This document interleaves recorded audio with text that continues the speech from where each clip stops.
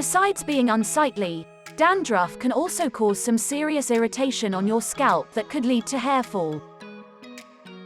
Lemon juice and yogurt work wonderfully in conjunction to soothe your itchy scalp and remove excess oils to treat dandruff.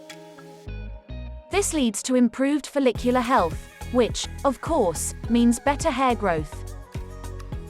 How to make hair mask at home for hair growth with lemon juice and yogurt. Mix 1 tablespoon of lemon juice and 4 tablespoons of yogurt until you have a smooth mixture. Now, apply this mixture all over your hair and scalp, and leave it on for 20 minutes. In the end, wash it off with water and shampoo your hair as normal. For best results, follow this routine once a week. Yogurt is that natural conditioner which helps your hair maintains its natural texture, and in addition to that, it gives that perfect shine you always wished for. Hope you did get some value out of our today's video. If you really did, hit subscribe button, press the bell icon in order to get regular updates from our channel.